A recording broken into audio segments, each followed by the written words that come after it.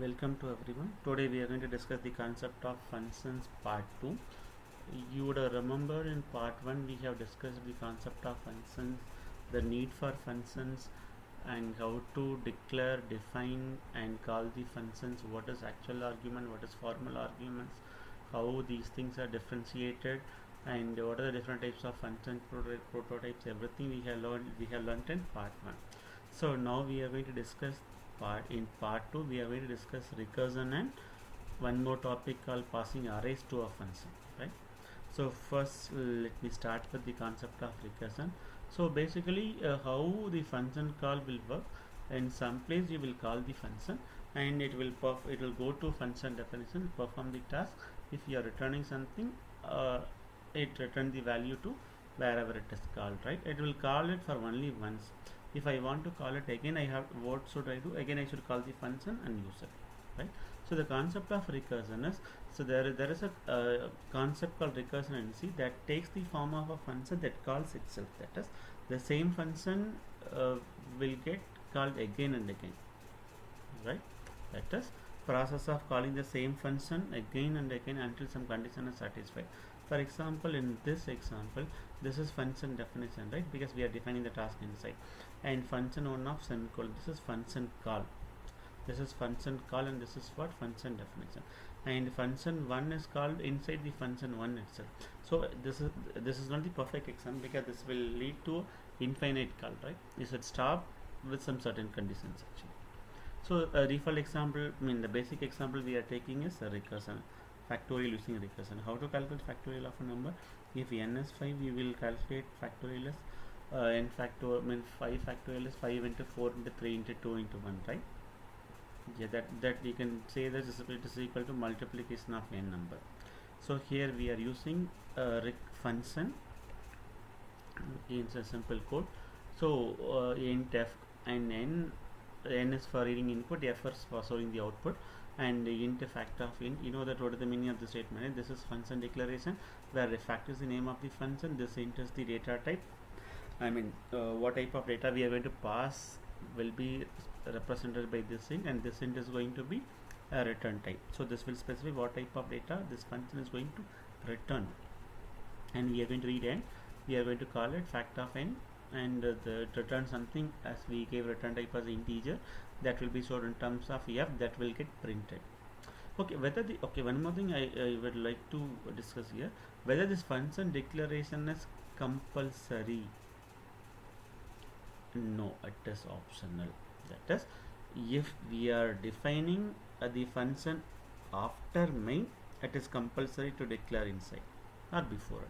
But if I'm defining the function before main, that is, if I'm writing the code for fact of n before main, then if I'm writing code, this is optional. So without that also it will work actually, right?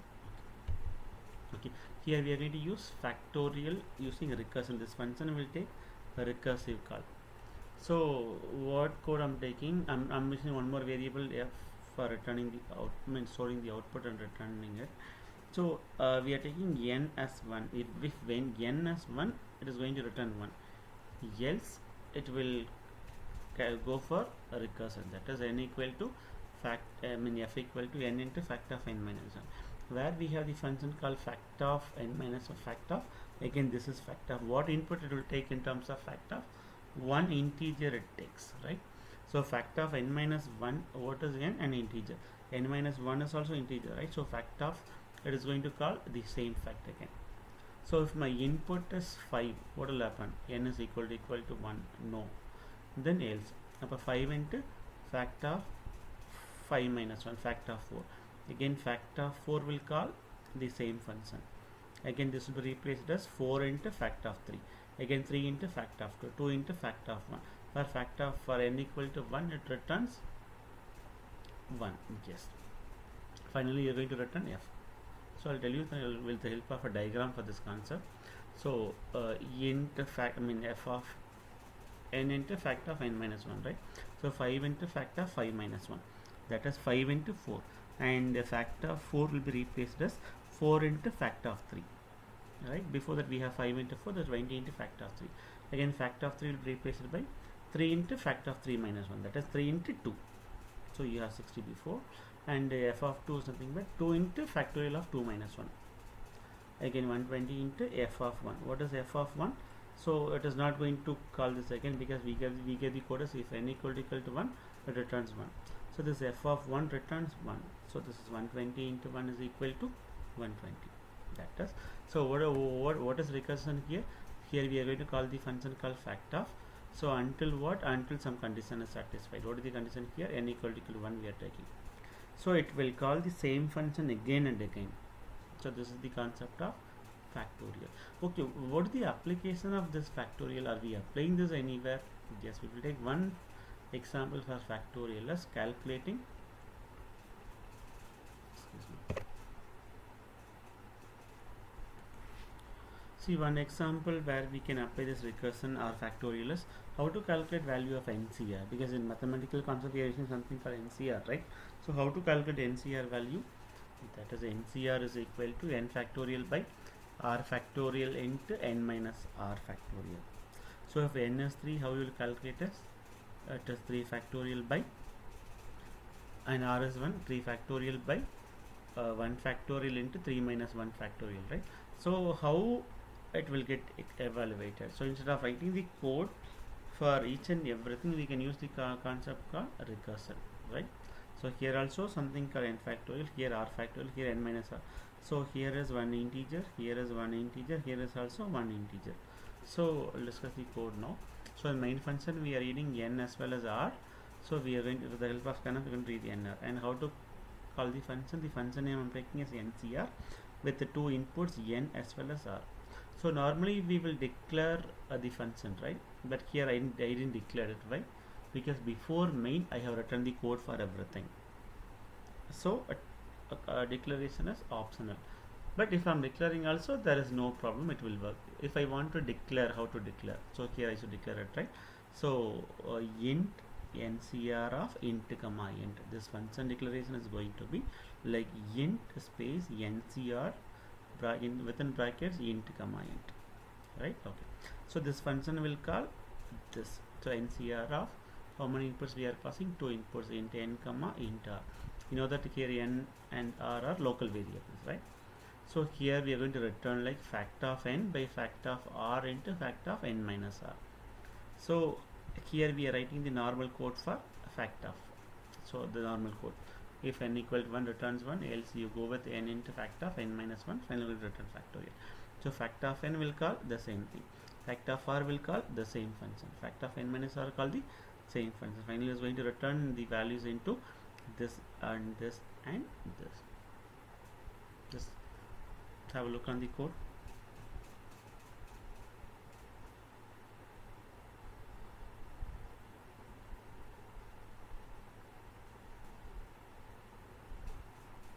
Okay. Hope you can understand the concept of recursion and where we are applying this. So one more traditional example we will take as factorial of a number using recursion. You try the code, and if you have any doubts you can ask. So factorial of a number using recursion. So basically factorial and Fibonacci series. Forgot to say it is Fibonacci series, not factorial. So factorial and Fibonacci series are the traditional examples of recursion.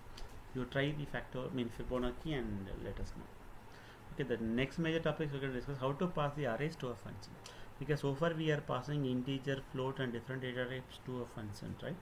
If I want to pass one array to a function, how to do it? Again, there is a difference in terms of one-dimensional array and two-dimensional array.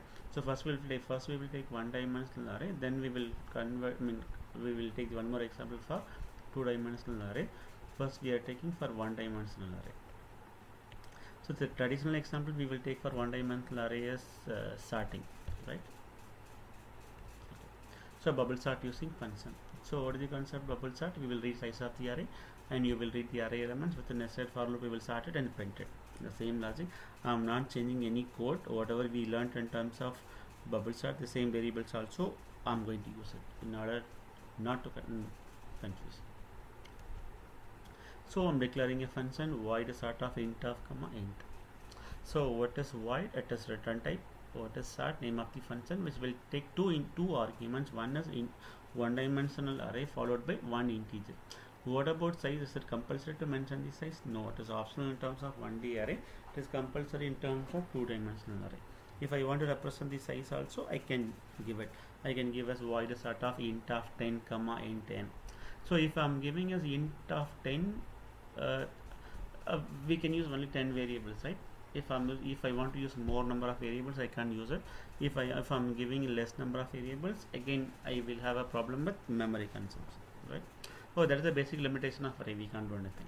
Okay, so I'm declaring variables globally. I can go with global declaration or local declarations also, right?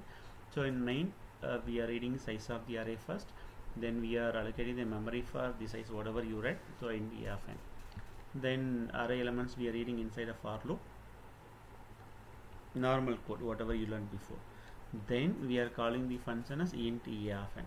See, don't confuse with the int I comma j comma t as a global declaration, because in main also we are using I, in the function for sorting also we are using the variable called I, right? So instead of declaring it in each and every place, I am going for a global declaration. That's it. You can declare int ij in each and every function also. That is your wish. So sort of a comma n. See, remember in declaration we gave us int of, but in function call we are using only a.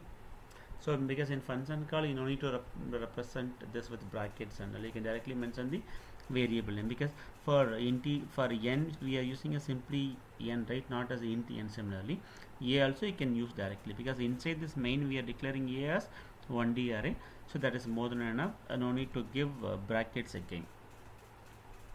So just have a look on this page. So we are going to declare the function. Whether it should be declared before main only?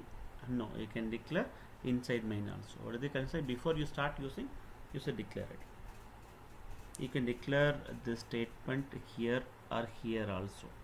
Before you start using for the first time, you should declare it.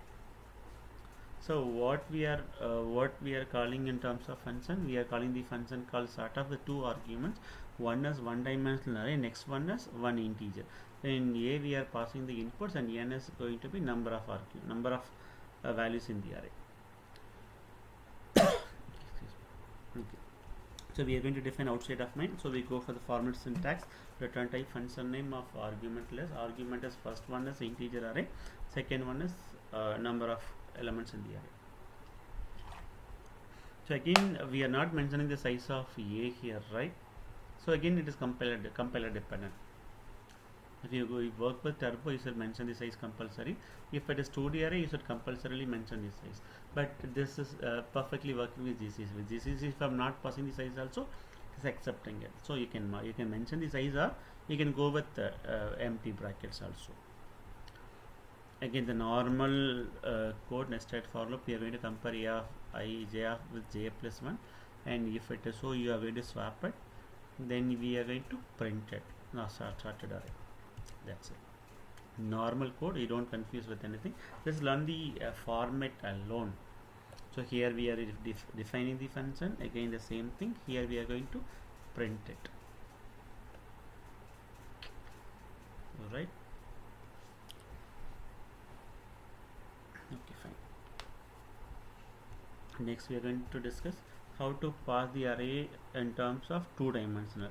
So you know the 2-dimensional array is going to be a matrix is an example of 2D array, right? So we will have row wise and column wise. For reading 2-dimensional array, we need nested for loop. For doing any operations with 2-dimensional array, we need two for loop. One is for row size and one is for column size, right? We'll go to addition of two numbers example for 2D array. In 2D array passing. So inside main, this is mn is for row size and column size, and a of 5 by 5, b of 5 by 5, and c of 5 by 5. That is, I'm taking maximum size of matrix is going to be 5 by 5, and we are going to read a row size in terms of m and column size in terms of n. See, I'm going to have same row size for both matrix A and matrix B. Normally we will read a row size and column size for matrix A separately and matrix B separately. Then you will compare row size of matrix 1 with row size of matrix 2, and column size of matrix 1 with column size of matrix 2. Then you will proceed with the additions part. But here we are not I'm not taking that much confusion, because here our focus is only how to pass 2D array to a function alone. So I'll take the same row size and column size, and we are reading matrix A. Just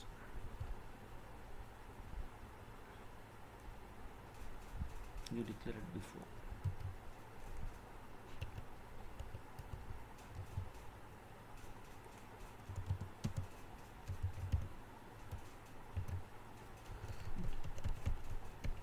So we are going to declare the function. How many arguments you're going to pass? Two matrices and row size and column size. So void null of int of 5 by 5 comma int of 5 by 5 comma int, because in one dimensional array it was working like int of without mentioning the size also, right? But in 2D array it will not work like that. Again, it depends on the compiler, version of compiler, and type of compiler. So in GCC it is not working, so you have to mention the size explicitly. This is first one is for matrix A, second one is for matrix B, and row size and column size. If you are taking different row size and column size, you can take two more variables. First one for row size and column size, first two for row and column of matrix A, and the next two more integers for row size and column size of matrix B. Here we are taking the same row size for both A and B. So read matrix A with nested for loop, you will read it. It's the same format. Again, you read matrix B with nested for loop. You read matrix B. Okay. Now you have to call the function, because we are going to define it outside of main, right? So how to call? What is the name of the function? Mul of. So return type is void. So inside main, again, if I'm accessing mul, I no need to declare again, right? So mul of a comma b comma m comma n. What is a? It is a 2D array. What is b? It is a 2D array. What is m? It is integer. That is row size we are taking, and the n is again integer. We are taking column size in terms of n. So finally we have with return 0. We are going to close it. So we have to define this function outside of main, right? So again, void mul of a of 5 by 5 comma b of 5 by 5 comma int m comma int n. Since we are passing first matrix A, matrix B followed by row size and column size, we are receiving in same order. Again, the normal code of addition of two matrices. So nested for loop, we will add c of I j equal to a of pi j plus b of I j. Again, you will print it. That's it. So it is easy to use functions, arrays into a functions also. So hope you are understanding the concept of recursion and passing arrays to a function. Thank you.